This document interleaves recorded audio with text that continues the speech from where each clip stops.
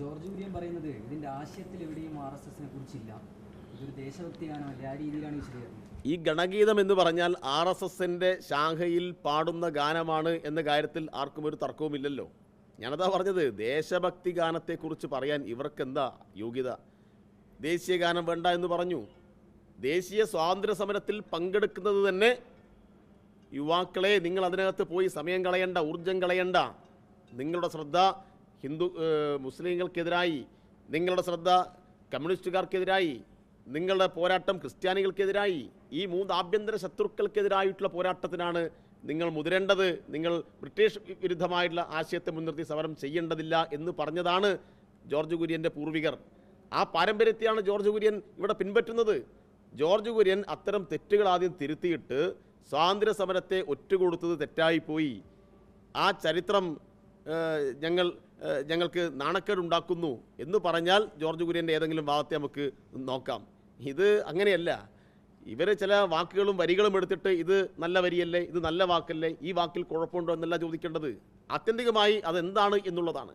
ആത്യന്തികമായി രാജ്യത്ത് വിദ്വേഷവും വെറുപ്പും ഉണ്ടാക്കാൻ രാഷ്ട്രപിതാവിനെ കൊന്നതിനെ ന്യായീകരിക്കുന്ന പ്രസ്ഥാനം, അത്തരം ആശയങ്ങൾ മാത്രമാണ് അവരുണ്ടാക്കിയിട്ടുള്ളത്. അത്തരം ആശയങ്ങൾ ഉൽപ്പാദിപ്പിക്കുന്ന കേന്ദ്രമായിട്ടുള്ള ശാഖയിൽ അവർ ഉപയോഗിക്കുന്ന ഈ ഗണഗീതത്തെ തൽക്കാലം ദേശഭക്തി ഗാനമായി അംഗീകരിച്ച് തരാൻ ഈ മതനിരപേക്ഷ ഇന്ത്യ തയ്യാറല്ല എന്നാണ് കുര്യനോടൊക്കെ ഓർമ്മപ്പെടുത്താനുള്ളത്. മറ്റൊരു കേന്ദ്രമന്ത്രി സുരേഷ് ഗോപി പറഞ്ഞത് ഇത് കുട്ടികൾ സന്തോഷത്തിൻ്റെ ഭാഗമായിട്ട് ചൊല്ലിയതാണ്, നിഷ്കളങ്കമായി കാണണം, തീവ്രവാദ ഉള്ള ഗാനമൊന്നുമല്ലല്ലോ, സംഗീതത്തിന് ജാതി മതമില്ല എന്നൊക്കെയാണ് സുരേഷ് ഗോപി പറഞ്ഞത്. സംഗീത അതായത് ഞാൻ പറഞ്ഞല്ലോ, ഈ കുട്ടികളിങ്ങനെ നിഷ്കളങ്കമായി ചൊല്ലിയതല്ല.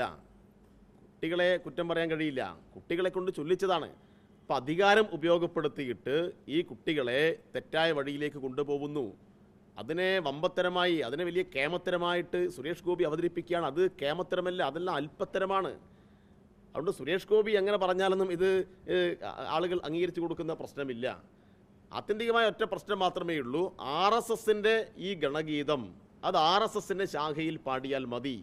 രാജ്യത്തിൻ്റെ നികുതിപ്പണം ഉപയോഗിച്ച് നടത്തുന്ന പൊതു ചടങ്ങുകളിൽ RSSൻ്റെ ഗണഗീതം പാടാൻ ഞങ്ങൾ അനുവദിക്കുന്ന പ്രശ്നമില്ല. അപ്പം അത് ശക്തമായ ജനവികാരം, ശക്തമായ ജനാധിപത്യ വിശ്വാസികളുടെ പ്രതിരോധം ഉയർന്നു വരേണ്ട സന്ദർഭമാണ്. ഇത് ചെറിയ സൂചനയല്ല, ഇത് ദേശീയ ഗാനത്തിന് പകരം കൊണ്ടുവരാനുള്ള നീക്കമാണ്. ഈ സ്കൂളിൻ്റെ പ്രിൻസിപ്പൾ പറയുന്നത് പിന്നെ റെയിൽവേ അല്ല ഇത് ആവശ്യപ്പെട്ടത്, പരിപാടിക്ക് എത്തിയപ്പോൾ അവിടെയുള്ള ആളുകളാണ് ആവശ്യപ്പെട്ടത് എന്നാണ് പറയുന്നത്. മാത്രമല്ല ഇതിൻ്റെ പേരിൽ കുട്ടികളുടെ ചിത്രങ്ങൾ വ്യാപകമായി ദുരുപയോഗം ചെയ്യുന്നത്, സ്കൂളിനെതിരെ സൈബർ ആക്രമണം, അതുകൂടെ എതിർക്കപ്പെടുന്നത്. അതായത് വിദ്യാഭ്യാസ മന്ത്രി ബഹുമാനപ്പെട്ട ശിവൻകുട്ടി ഇത് സംബന്ധിച്ച് അന്വേഷണം പ്രഖ്യാപിച്ചിട്ടുണ്ട്. അപ്പോൾ അന്വേഷണം അതിൻ്റെ വിശദാംശങ്ങൾ വരട്ടെ. കാരണം കുട്ടികളെ നമ്മൾ എന്തെങ്കിലും തരത്തിൽ ഇതിൻ്റെ ഭാഗമായിട്ട് കുറ്റപ്പെടുത്തേണ്ട കാര്യമേ ഇല്ല. കുട്ടികൾ അതിനകത്ത് നിരപരാധികളാണ്. അപ്പോൾ എങ്ങനെയാണ് ഈ കുട്ടികൾ ഇത് പാടാനിടയായത്, ആരാണ് നിർബന്ധിച്ചത്, അത് മറ്റ് സംശയമൊന്നുമില്ല. പക്ഷേ ഔദ്യോഗികമായിട്ടൊരു നടപടിക്രമം ഉണ്ടല്ലോ, അതിൻ്റെ ഭാഗമായിട്ട് വിദ്യാഭ്യാസ വകുപ്പ് അത് അന്വേഷിക്കുന്നുണ്ട്. നമുക്ക് മുമ്പിലുള്ള ചിത്രം എന്ന് പറഞ്ഞാൽ RSS വളരെ ബോധപൂർവം ഈ കുട്ടികളെ ഇതിന് ഉപയോഗപ്പെടുത്തി ഇതിന് വേറൊരു തലത്തിലേക്ക് ഈ ചർച്ച വികസിപ്പിക്കാൻ വേണ്ടി ശ്രമിക്കുകയാണ്. ഒരു കാര്യം കൂടിയുള്ളത്, അതായത് ഈ കേരള യൂണിവേഴ്സിറ്റിയിൽ വിപിൻ വിജയൻ എന്ന് പറയുന്ന ഒരു ഗവേഷക വിദ്യാർത്ഥി അങ്ങേയറ്റം വേദനിക്കുന്ന മനസ്സുമായി കഴിഞ്ഞ ദിവസം ഒരു ഫേസ്ബുക്ക് പോസ്റ്റ് ഇട്ടിരുന്നു.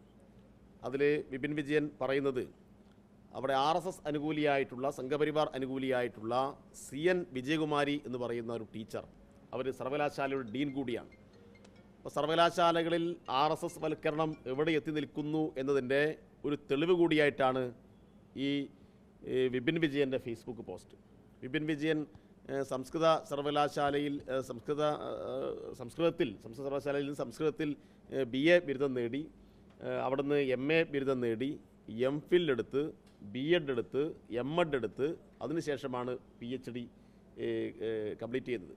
അങ്ങനെ PhDയുടെ ഓപ്പൺ ഡിഫറൻസൊക്കെ കഴിഞ്ഞ് അതിനുശേഷം PhD ഇയാൾക്ക് നൽകാം എന്ന് അതിൻ്റെ അധികാരികൾ റിപ്പോർട്ട് കൊടുത്തു. അപ്പം അതിനിടയിൽ ഈ വിജയകുമാരി എന്ന് പറയുന്ന ഈ സംഘപരിവാർ അനുകൂലി ഇയാൾക്ക് സംസ്കൃതം അറിയില്ല എന്ന് പറഞ്ഞിട്ട് ആ വിദ്യാർത്ഥിക്ക് PhD നൽകരുത് എന്ന് റിപ്പോർട്ട് കൊടുത്തിരിക്കുകയാണ്. ഇത് അങ്ങേയറ്റം ജാതീയമായിട്ടുള്ള വിവേചനത്തിൻ്റെ കൂടി ഭാഗമാണ്. ഈ ടീച്ചർ ഈ വിപിൻ വിജയനെ ജാതീയമായിട്ട് അവഹേളിച്ചു എന്നാണ് മനസ്സിലാക്കാൻ വേണ്ടി കഴിയുന്നത്. അതുകൊണ്ട് ഇത് സംബന്ധിച്ച് ശക്തമായ അന്വേഷണം നടക്കേണ്ടതുണ്ട്. വിജയകുമാരി ടീച്ചർക്കെതിരായി ശക്തമായ നടപടികൾ സ്വീകരിക്കണം എന്നുകൂടി DYFI ആവശ്യപ്പെടുകയാണ്.